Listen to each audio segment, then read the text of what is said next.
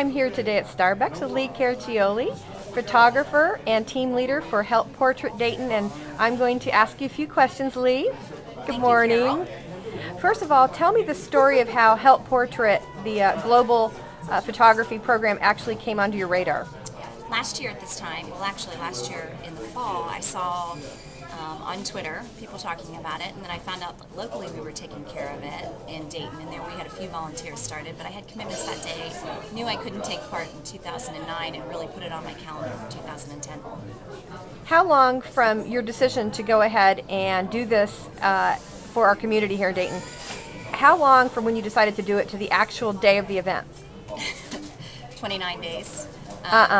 Yeah, it was That's really quick. I saw on our forum that we had some volunteers, but they really didn't have the motion and the gift picked. So I jumped in, lent a hand, and we got it taken care of and executed in 29 days. How did you decide to pick Wright Pat Air Force Base families? And also, what are some examples of other Help Portrait events? It's really all over the globe. Each area and each group gets to pick who they want to give the Portraits of Hope to. Someone underprivileged. In some of the communities, they took care of disaster relief victims or disaster victims. They took care of the sick, the poor, the downtrodden. And in our area, we wanted to take care of the military families since we're right next to Wright Pat. We want to take care of our neighbors and say thank you for their commitment to our country and the service and sacrifices they're making. So we picked Wright Pat, and that started the ball rolling. Is this the first year that Help Portrait has actually taken place in Dayton? No, last year they did take place in Dayton. They took Cameron Braun and Peter DeMott. Some of the people that were on our team this year actually did it last year for the homeless, and they took pictures of, I think, about 15 people. It was hard to get the audience there and to get the people to give the gift to. So this year with the base, we really had a lot of buy-in by the community, and were able to reach a lot more people. You had a lot of volunteers. We did. How many?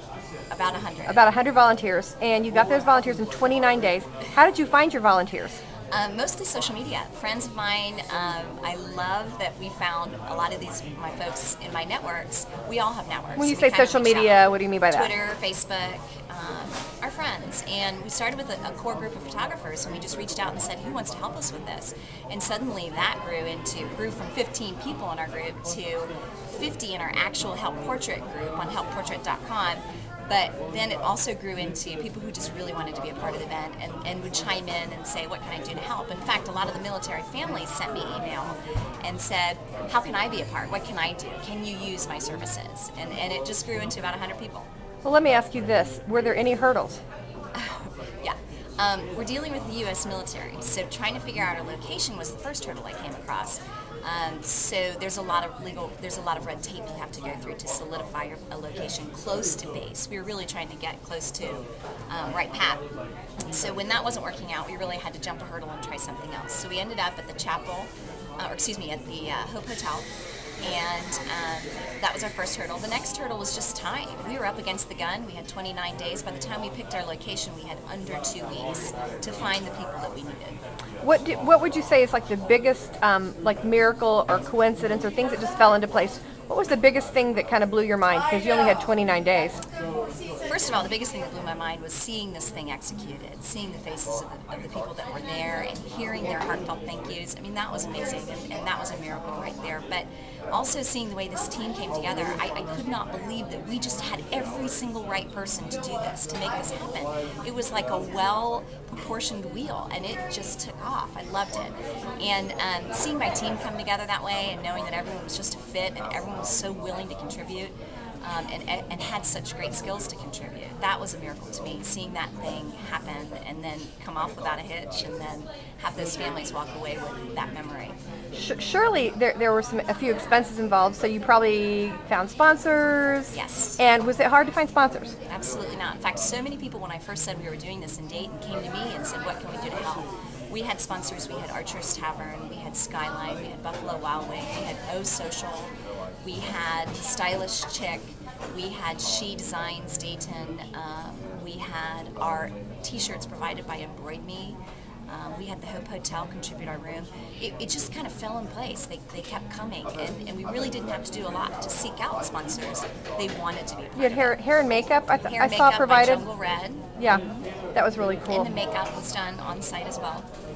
We're running out of time, so could you just wrap this up and just anything that we didn't kind of touch on about the day, the actual day itself? Is there any one story about one family that kind of stands out in your mind? I was talking to a volunteer afterward, and he said that when he was taking one of the families to staging them in front of one of the studios, the phone rang, and the daughter picked up the phone and said, "Hi, Daddy," and handed the phone to her mom, and her mom was talking, and while the volunteer's standing there, they're waiting for to get their picture taken, and the mom was talking to the husband, who obviously is in the military and not there, and she said, "Yeah, we're here at the Help Portrait event now getting our picture taken." And so you hear her talking on the other end, and she hands the phone to the volunteer and says, he wants to talk to you. Well, the person on the other end of the phone is deployed in Afghanistan, and said, "You don't understand what this means to me, that you're there doing this for my family. Thank you from the bottom of my heart." And hearing that story transpire was what it was all about for me. That was such a gift for me to hear that, and to know that we were doing that for this type of person. Thank you so much, Lee. I can't wait for next year. It's going to be great. It's going to be even greater. Thank you so much, Lee. Thank you, Carol.